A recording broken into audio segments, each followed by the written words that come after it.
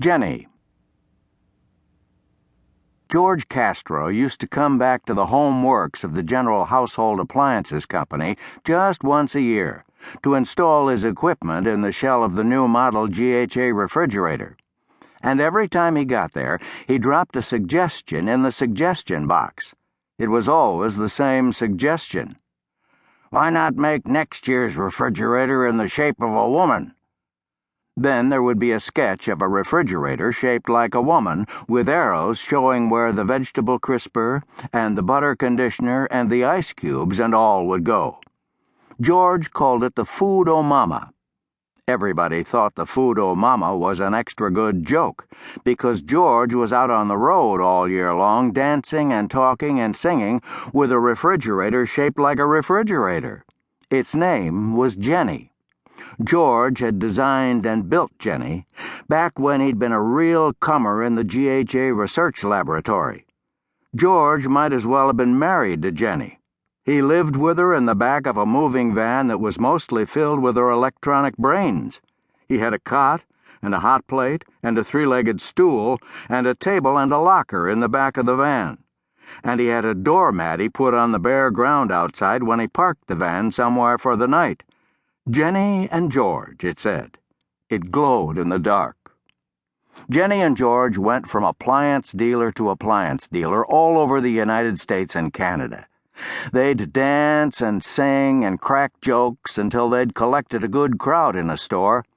Then they'd make a strong sales pitch for all the GHA appliances standing around doing nothing.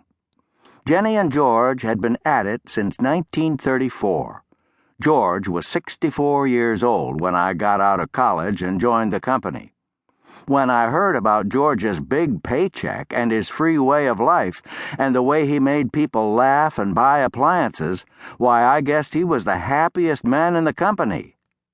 But I never got to see Jenny and George until I got transferred out to the Indianapolis offices.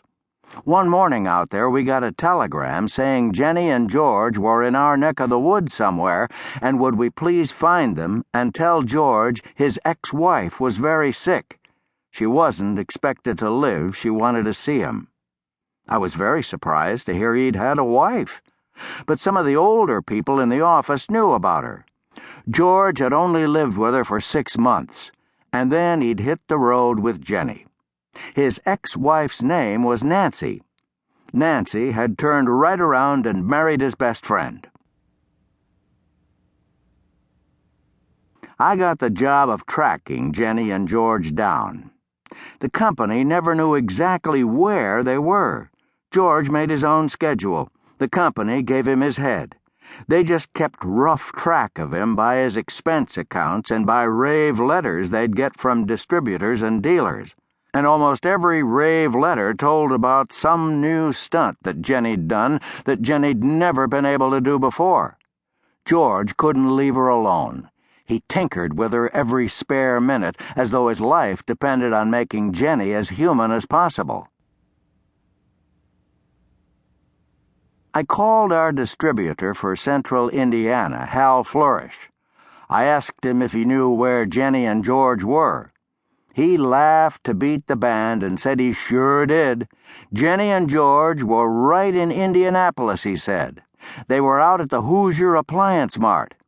He told me Jenny and George had stopped early morning traffic by taking a walk down North Meridian Street. "She had on a new hat and a corsage and a yellow dress," he said. "And George was all dolled up in his soup and fish and yellow spats and a cane. You would have died. And you know how he's got her fixed up now, so's he knows when her battery's running down?" "No, sir," I said.